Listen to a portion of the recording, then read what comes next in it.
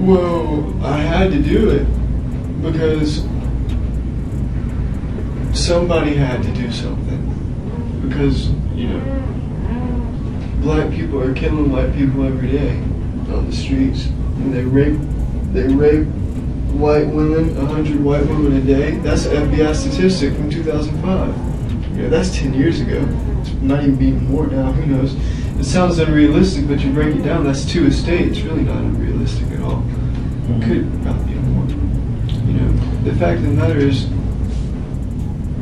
what I did is so minuscule to what they're doing to white people every day, all the time. And just because that doesn't get on the news doesn't mean it's not happening. Everybody knows that the news is biased for black people.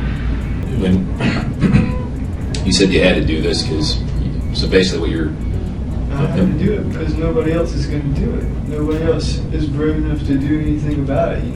Back in the late 80s and the early 90s, we had skinheads and stuff like that. There's no skinheads left. There's no KKK.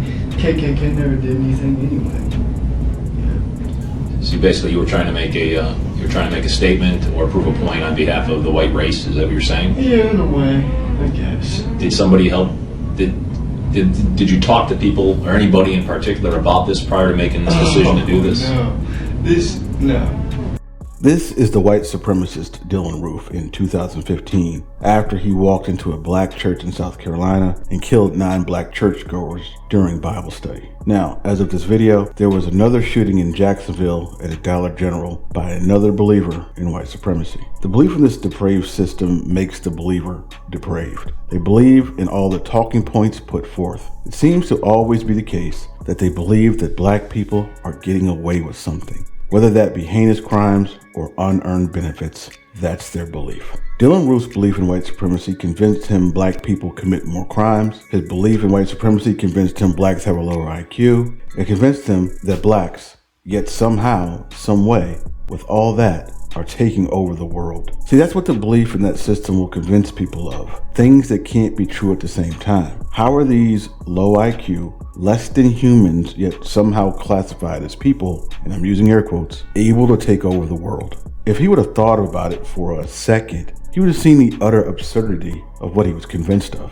But he couldn't come to that conclusion because he has lost his ability to critically think. That's a consequence in believing in such a system. He is becoming mindless, non-critically thinking lone wolf. The lone wolf in white supremacy beliefs largely stem from a fictional book called The Turner Diaries. The lone wolf is said to act alone and not be part of a pack. The lone wolf commits acts of terrorism that's said to be on his or her own. The lone wolf has the same beliefs as the other white supremacists, but doesn't actively belong to any group. If there's not a group, only the individual can be held responsible, while the larger group remains unaffected. Think of it like the KKK. When the KKK came into existence, their goal was to terrorize the newly freed slaves. They dressed in all white because they were said to be the ghosts of the Confederate dead. It doesn't make sense, but that's why they did it. They would get together and go on runs of terror targeting blacks. Now picture the same scenario, and the people have the same beliefs, but instead of getting together to go on runs to terrorize blacks, they do it separately, individually,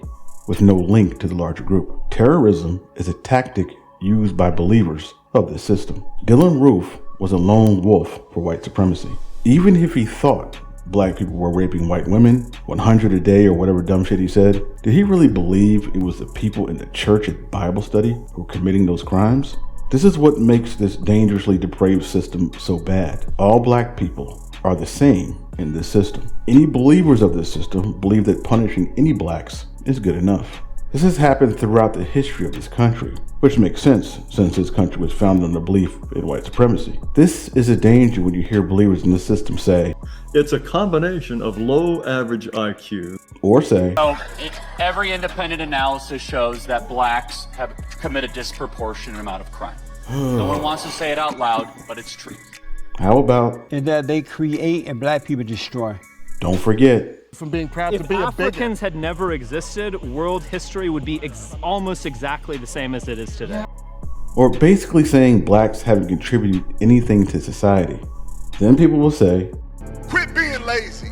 Quit making excuses. Which is to say, it's your own fault. So believers in this system get a constant barrage of blacks have a lower IQ, they commit more crimes, they don't do anything but destroy, they haven't contributed anything to society, and they are lazy. If all that is believed, the next logical question would be, what should the believers of this system do with these blacks? Then you have idiots like Dylan Roof listen to idiots like the ones we just heard and think nobody else is going to do anything to stop them. Therefore, they must do something to stop them. The system has proved that its tenets that are to be believed harm black people, collectively and individually, whether it be race-based chattel slavery or the lone wolf terrorist. As long as there are people who believe in this depraved, unjust system, there must also be people who counter that belief.